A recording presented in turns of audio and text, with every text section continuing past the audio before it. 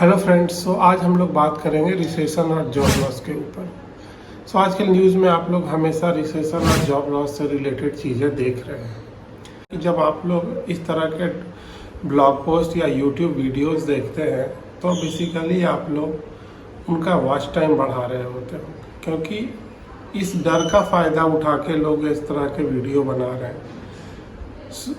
तो हमें इन सब चीज़ों की क्लैरिटी तब आएगी जब हम लोग पहले समझेंगे कि रिसेशन क्या होता है। तो समझने के बाद जब हमारी जानकारी अच्छी रहेगी तो हमें डर कम होगा। बशर्ते किसी के वॉच टाइम बनने से और हम लोग बस गार्बेज इंफॉर्मेशन ले रहे हैं और हर एक जगह डर का व्यापार है। ये सेम चीज़ अभी जो आप लोग ये ब्लॉग पोस्ट और वीडियोस के फॉर्म में देख रहे हैं, ये सेम वही है। कोविड के टाइम आप लोग देखते होंगे कि कोविड के टाइम में जब कोविड पीक पे था तो जितने लोग कोविड से ज़्यादा एक्चुअल कोविड से जितना डरे हुए थे उससे कहीं ज़्यादा लोग न्यूज़ पढ़ के डर गए थे। मेरा ये मानना है कि अगर हम लोग चीज़ें को समझ लें तो हमारा डर एक बहुत हद तक कम हो सकता है। रिसेशन क्या है हमें ये समझना होगा पहले।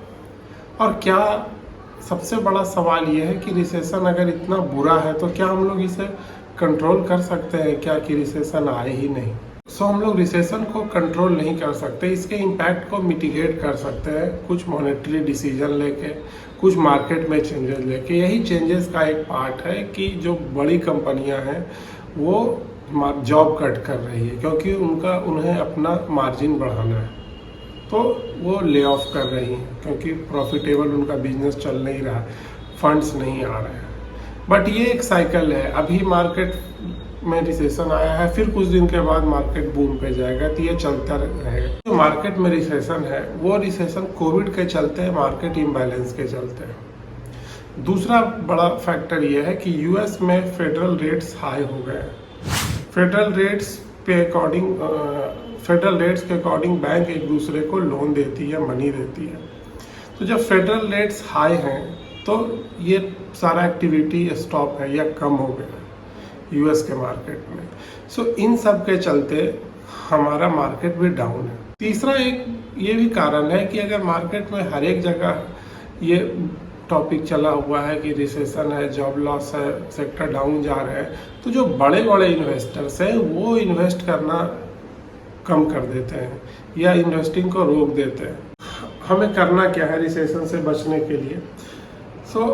जैसे ही हमें कुछ दिन पहले या 6 महीना या 7 महीना पहले कुछ भी अगर एक न्यूज़ मिला मार्केट में कि अभी रिसेशन है या अभी जॉब लॉस हो रही है, तो बस हमें अपने आप को अलर्ट मोड पे कर देना है। वैसे अगर हम लोग प्राइवेट सेक्टर में काम करते हैं तो यहाँ पे अलर्ट मोड में रहने की ज़रूरत हमेशा से ही होती है। कुछ उपाय कर सकते हैं जिससे हम लोग रिसेशन के इम्पैक्ट को कम कर सकते हैं।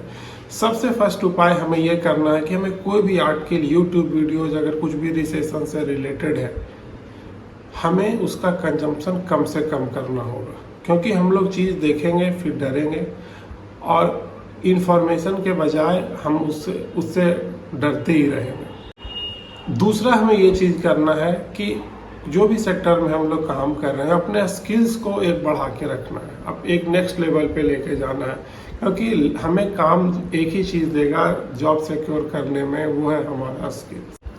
तीसरा सबसे बड़ा बात यह है कि अगर आपका मंथली एक्सपेंसेस 10,000 है या 20,000 है तो आप 5 से 6 महीने का एडिशनल फंड्स आप अपने पास रख लें, जिससे अगर कुछ मार्केट में टर्बुलेंस आए तो आप बचा सकते हैं। जैसे आपका अगर मंथली एक्सपेंसेस 10,000 रुपये है तो आप 60,000 रुपीज़ रख लें।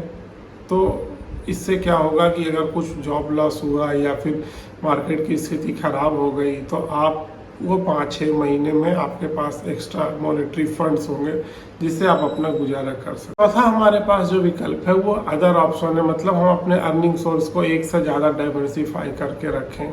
अगर पॉसिबल हो सके तो हम लोग कुछ इन्वेस्ट करके रखें। पांचवा सबसे चीज़ है एक्सेप्टेंस, कि अगर मार्केट की स्थिति डाउन है और इसे हम लोग अपने स्तर से नहीं सुधार सकते तो फिर डरने की क्या बात है।